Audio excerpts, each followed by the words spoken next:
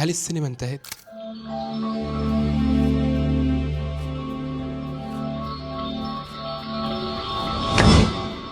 في كل جيل كان في لحظة معينة بيجي شخص ما يقول السينما انتهت. قالها منتجين في الخمسينات لما التلفزيون دخل كل بيت، وقالها موزعين في الثمانينات لما الفيلم بقى يتباع على شريط فيديو تحطه في بيتك، وقالها ناس تانيين في الألفينات لما بقى ممكن تنزل أي فيلم من على الإنترنت، وقالها ملايين الناس من كام سنة لما بقى في جيبك جهاز يتعرض عليه أي حاجة في أي وقت من غير ما تدفع تذكرة سينما. كل مرة كان في سبب منطقي يخليك تصدق فعلا إن دي النهاية، وفي كل مرة كانت السينما بتلاقي طريقة تعيش بيها تاني، مش عن طريق إنها تتجاهل العدو الجديد، لكن عن طريق إنها تسأل نفسها سؤال واحد بس: إيه اللي أقدر أديه للناس مستحيل يشوفوه في بيتهم؟ الفيديو ده مش عن آي ماكس ولا عن كريستوفر نولان، الفيديو ده عن حرب بقى لها أكتر من 70 سنة. في أواخر الأربعينات كانت السينما في قمة مجدها، كل أسبوع عشرات الملايين من الأمريكان بيلبسوا أحسن لبس عندهم ويخرجوا من البيت مخصوص عشان يعيشوا حدث اسمه الفيلم. السينما وقتها ما كانتش مجرد ترفيه، كانت مناسبة، لكن في نفس الوقت كان في جهاز بيخش كل بيت أمريكي بسرعة مخيفة: التلفزيون. في سنة 48 كان في أقل من مليون أمريكي عندهم تلفزيون، بعد 5 سنين بس ل 20 مليون بيت أمريكي، والنتيجة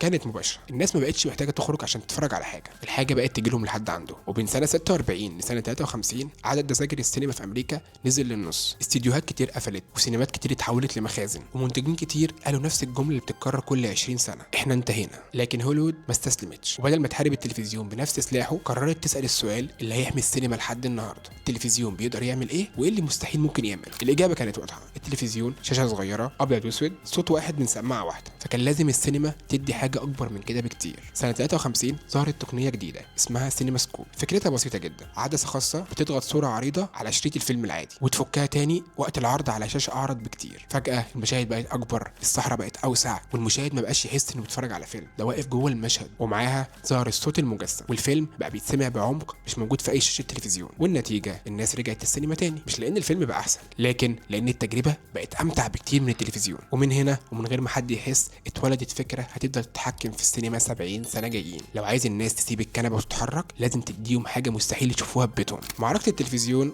انتهت، لكن الحرب لسه في اولها. بعد 20 سنه من انتصار السينما على التلفزيون ظهر عدو جديد، بس المره دي اخطر بكتير. المره دي مش شاشه صغيره في الصالون، لكن نسخه من الفيلم نفسه تقدر تشتريها او تاجرها، وتقدر تتفرج عليها ببيتك في اي وقت واي عدد مرات تحبه. لما ظهرت اجهزه الفيديو في السبعينات الاستديوهات الكبيره اعتبرتها تهديد وجودي، وفي سنه 76 رفعت يونيفرسال قضيه على شركه سوني بسبب جهاز بيت ماكس، وقالت بالحرف الجهاز ده هيدمر صناعه السينما بالكامل. القضيه استمرت لسنين ووصلت للمحكمه العليا في امريكا، لكن الاستديوهات خسرتها في سنة 84، والناس كلها توقعت ان دي بداية النهاية. لكن اللي حصل وقتها عكس المتوقع تماما: سوق تأجير وبيع الافلام المنزلية بقى مصدر دخل كبير جدا للاستديوهات، لدرجة ان فترة من الفترات كان بيجيب فلوس اكتر بكتير من شباك التذاكر. الافلام اللي فشلت في السينما لقت جمهور تاني في البيت، وافلام تانية بقت كلاسيكيات بسبب انتشارها على شاشة الفيديو. ووقتها السينما ما ماتتش، لكنها اتعلمت درس جديد تماما: مش كل تكنولوجيا بتيجي عشان تقتلها، اوقات بتيجي عشان توسع جمهورها. مع نهاية التسعينات ظهر عدو جديد، بس ملوش شكل ملموس، ملوش شركة تقدر تقاضيها ولا جهاز تقدر تصدره، اسمه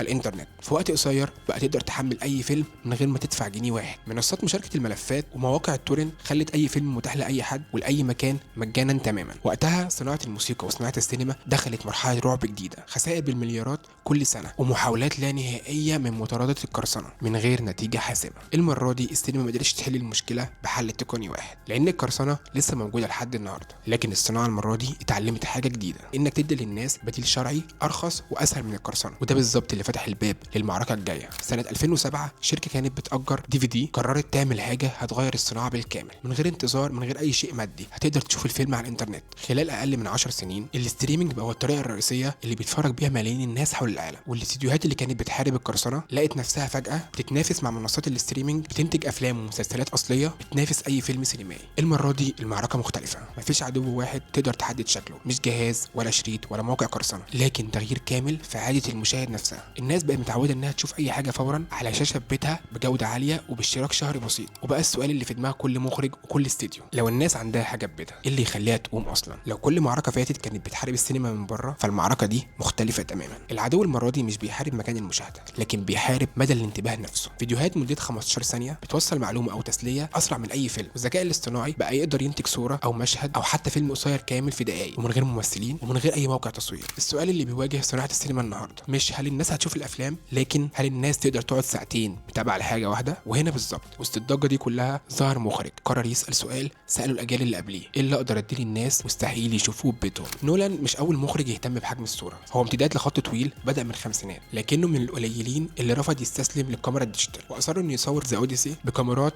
اي ماكس فيلم، وهي نفس التقنيه اللي كانت في الاصل مخصصه للافلام الوثائقيه عن الفضاء والمحيطات مش الافلام الروائيه. والقرار ده فتح نقاش ضخم على السوشيال ميديا، ناس كتير قالت لو مش هتشوفوا اي ماكس يبقى ما تتفرجش اصلا، وناس تانية قالت ان ده مجرد ماركتينج بس. والحقيقه ان فعلا في فرق تقني، شريط اي ماكس فيلم جواه تفاصيل اكتر بكتير من اي فورمات تاني، وتجربه صعب تلاقيها في اي مكان غير في الاي ماكس. لكن في نفس الوقت اي مخرج محترف بيصمم كل كادر في فيلمه وهو عارف ان الغالبيه العظمى من الجمهور حوالين العالم هتتفرج على نسخه مختلفه او حتى نسخه عاديه او حتى منصه ستريمينج بعد كام شهر من الفيلم. الفرق هنا في المساحه المرئيه، وده مش معناه ان باقي النسخ هيكون فيلم ناقص، لكن ببساطه هو تجربه مختلفه لنفس القصه. وهنا نوصل لمصر تحديدا. هنا في مصر عندنا 3 صالات باسم اي ماكس، ولا واحده فيهم بتستخدم شريط رقمي لكن بتستخدم عرض ليزر احدث، لان عدد الصالات في العالم اللي قادره تعرض بالفورمات ده قليل جدا. وده معناه ان اي حد يتفرج على الفيلم في مصر مش هيقدر يشوف النسخه الاصليه اللي صورها نولان، لكن ده مش عيب، ده معناه ان التجربه هتكون قريبه لكن مش هي بالظبط. وده فرق بسيط جدا لاغلب المشاهدين. يمكن بعد 20 سنه محدش يستخدم شريط فيلم تاني، ويمكن بعد 50 سنه